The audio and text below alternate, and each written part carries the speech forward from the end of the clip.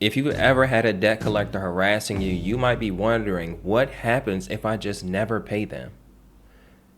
Do they take me to court? Will they ruin my credit forever? Or can I just ignore them and make the debt disappear?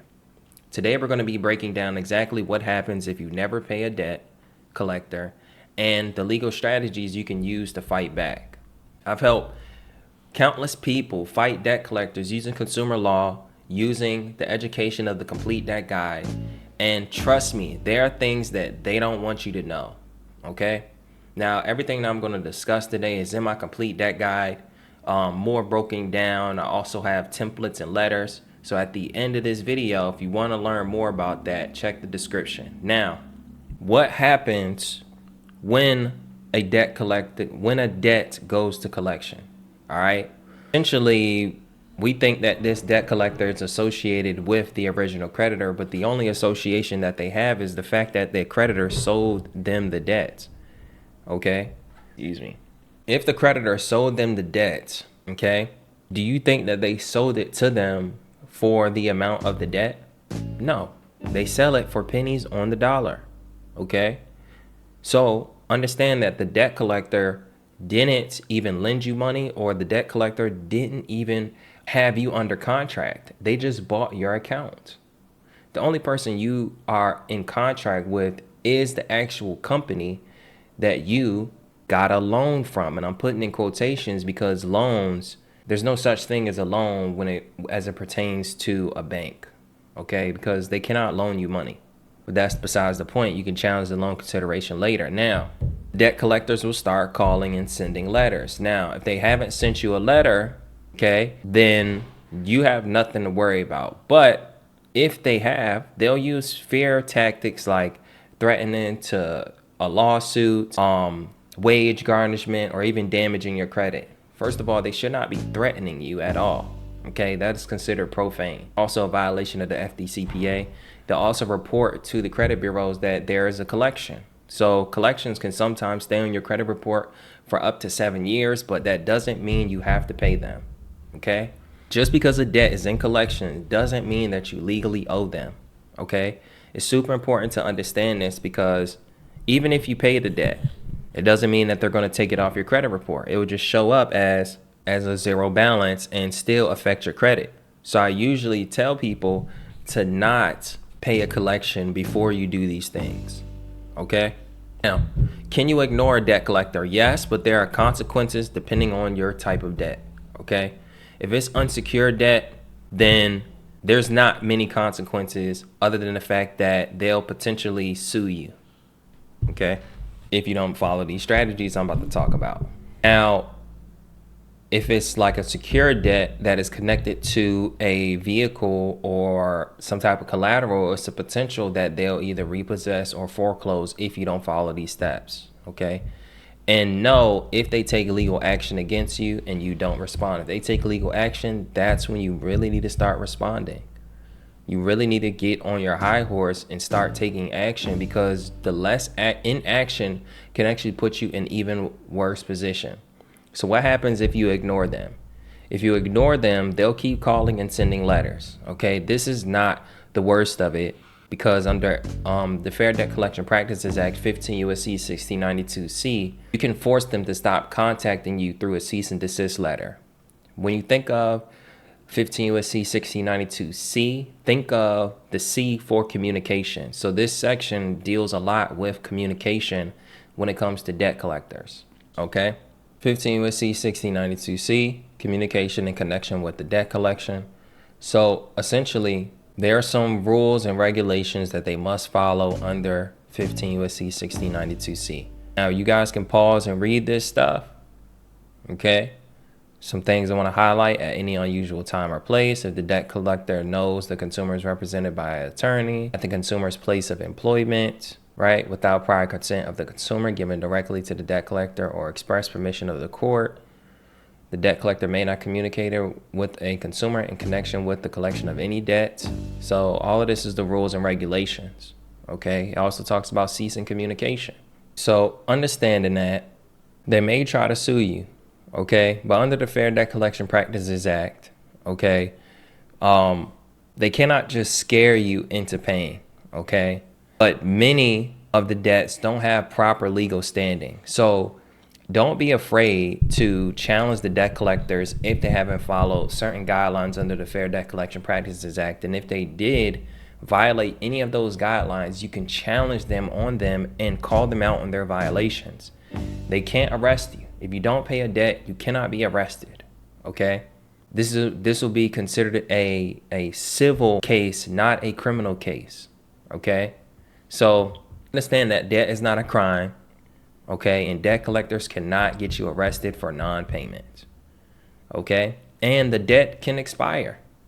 Look up your state statutes of limitation, because each state has a certain period of time where where the debt becomes unenforceable in court. Okay, now your statute of limitation resets when you agree to pay or when you start paying again.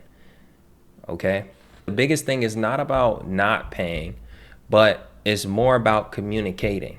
Okay, if you communicate with the debt collector, then you can put yourself in a better position to either negotiate or get out of a lawsuit. Okay, now if you are sued, file a response using a lack of standing as a defense. Most debt buyers cannot prove they legally own the debt. Okay, when you should never pay a debt collector. Okay, do not pay if the debt is past the statute of limitation. It becomes legally unenforceable.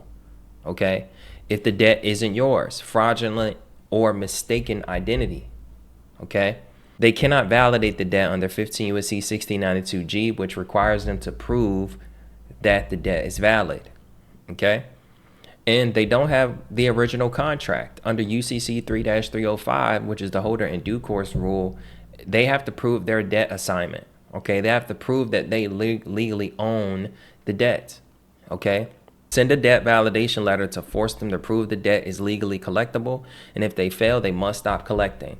If you ask them in a simple debt validation letter under 15 U.S.C. 1692G, even if you don't know any and everything, I would suggest you go and learn and understand that what all is required under the 15 U.S.C. 1692G. If they don't provide any and everything according to that section, they are violating your rights. And I don't care if you do it or if you miss doing it one time.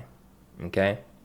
It isn't just a bank statement. It isn't just if you look up what a debt disclosure is, a debt disclosure literally breaks down what they should be giving you in regards to 15 U.S.C. 1692G in order to validate debt. Okay. Now, when you should pay or settle a debt collector is pay if the debt is valid and within the statutes of limitation. So you go through all these steps and they're able to prove that it is valid. If you are applying for a mortgage and need the collections removed, if it's something that you need to be done fast, pay the collection, pay for delete, get it in writing that they'll actually delete it after you pay for it. And if settling can help improve your credit faster, okay? If you got time, go through all the rigmarole, take them to court. But if you're trying to get this done fast, then be willing to kick out some money, but negotiate and settle. Okay, you can actually settle for 30 to 40% of the actual debt because remember, they bought it pennies on the dollar. Okay, so make sure you negotiate a pay for a delete agreement to have the collection removed off your credit report. Okay, don't just pay a collection without getting an agreement that they're going to remove it off your credit. Okay, only do this if your goal is to get it off your credit fast. All right.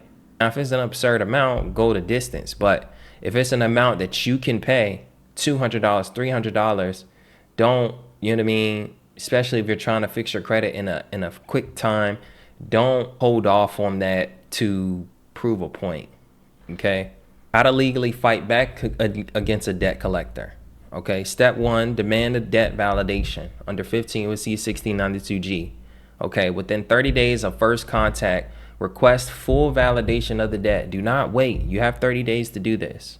They must provide proof that the debt is yours. They are legally allowed to collect it.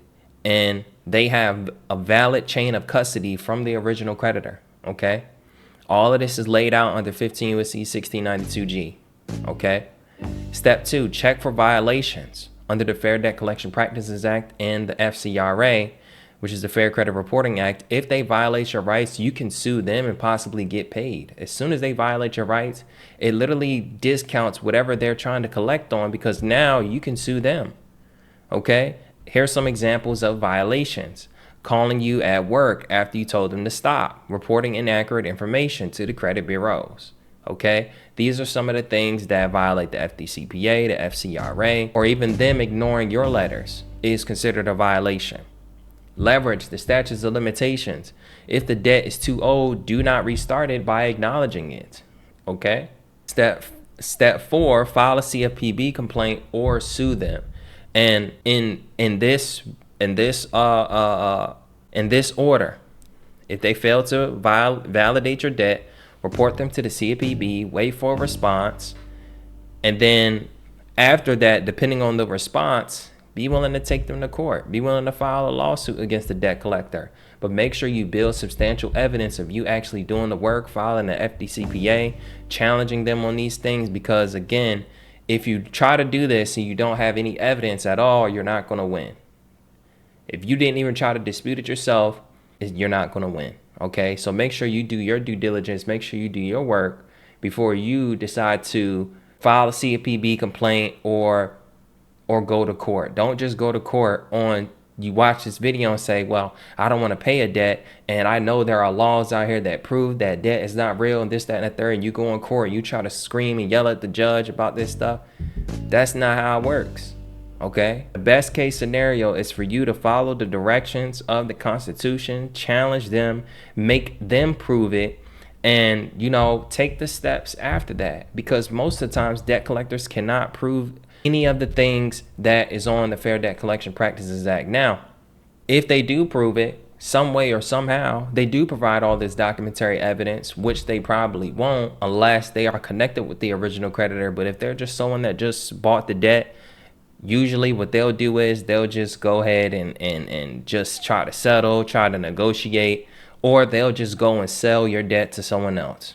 And the more that they sell your debt, the easier it becomes to determine whether the debt is enforceable. Okay? If you can get it off your credit report and keep them at bay with letters, feel me, then yeah, do that. If you send them a debt validation letter and they keep it on your credit report after 30 days, you can literally call them out on that violation.